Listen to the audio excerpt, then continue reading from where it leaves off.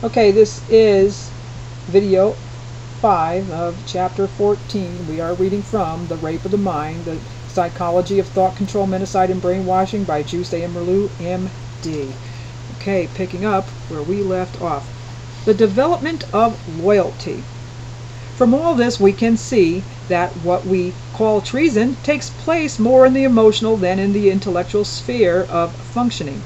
In the course of human growth, everybody passes through periods of inner conflict in which he has to turn his love and allegiance from one person to another, from mother to father, from parents to the entire family, from the family to the state, and from the state to mankind.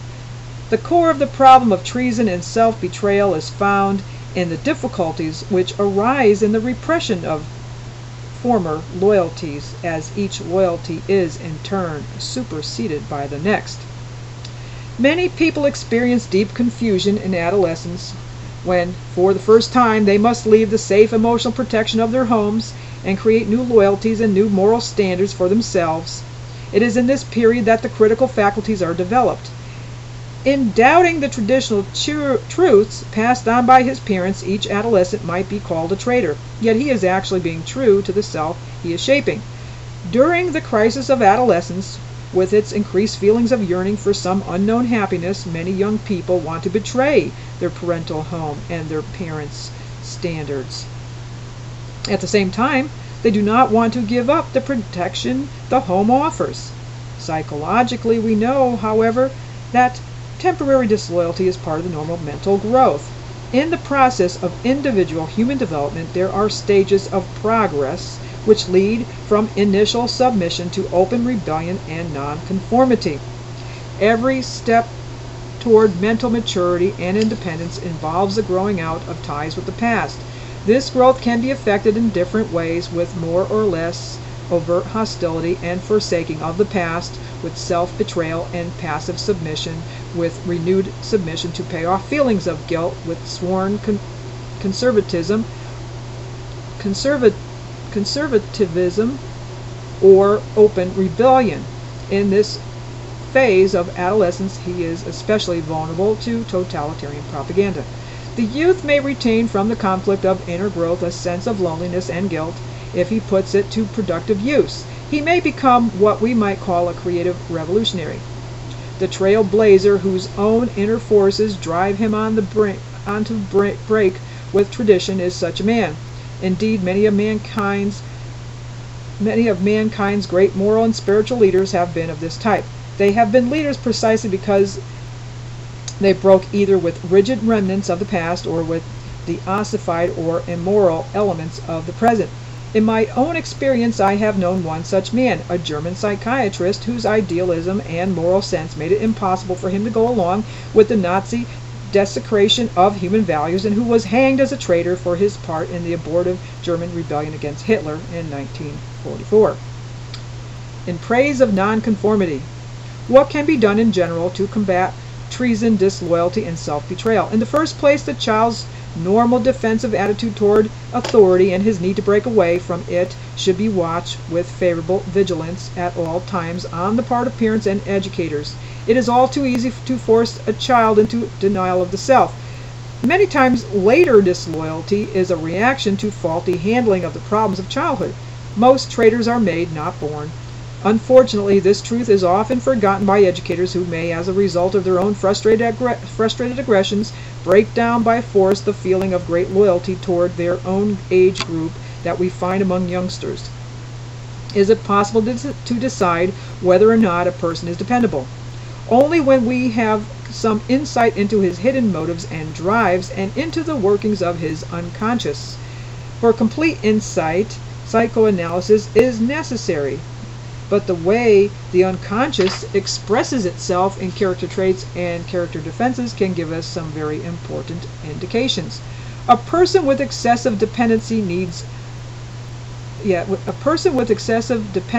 dependency needs, or a weak ego, a person who is easily suggestible, can usually be seduced into disloyalty. So can the boastful, inconsistent man, full of pride and vanity. Material egotism, desire for power, and continual hostility can lead to denial of moral values, among them loyalty.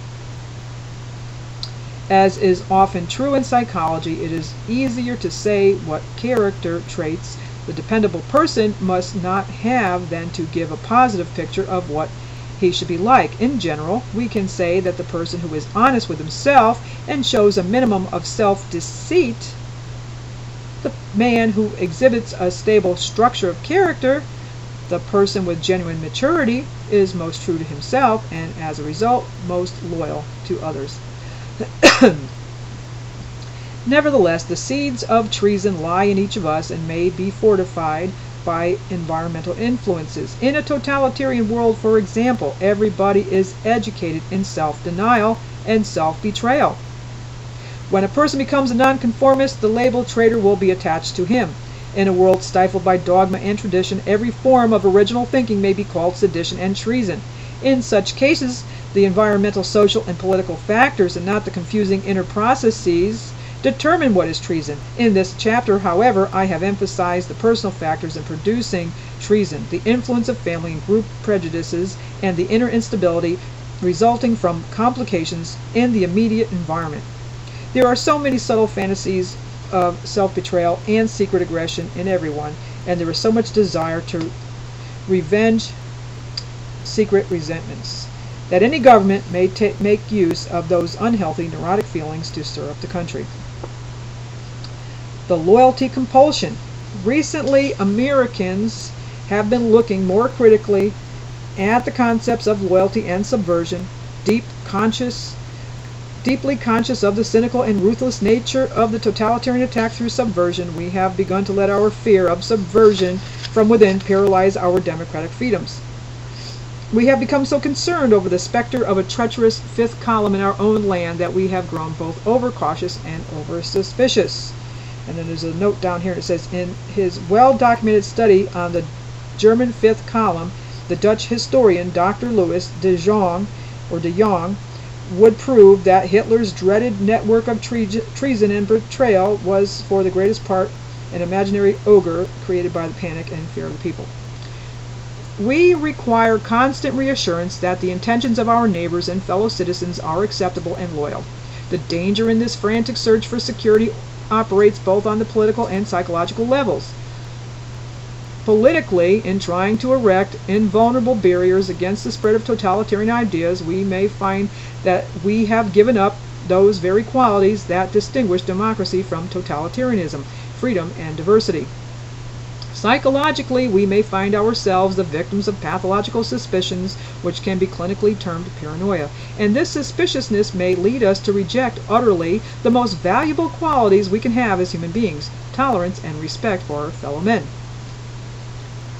The political dangers in this situation have been pointed out time and time again by responsible leaders of the American community. As a psychiatrist, I should like to devote my attention to the psychological aspect of this problem and to the dangers to the free mind that are inherent in the current situation.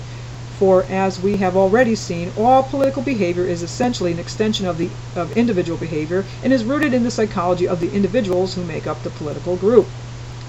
Much of our collective suspicion can be attributed to a gigantic multiplication of personal feelings of insecurity. In times of fear and calamity arises the myth of a treacherous aggressor, the myth the totalitarians know so well how to exploit. Our own inner insecurity is displaced and projected onto our neighbors and our environment. We begin to doubt and distrust everyone. We accuse others because we are afraid of ourselves. We feel weak and cover our weakness by growing suspicion and by being continually on the lookout for possible traitors and dissenters. And that's where I'll stop.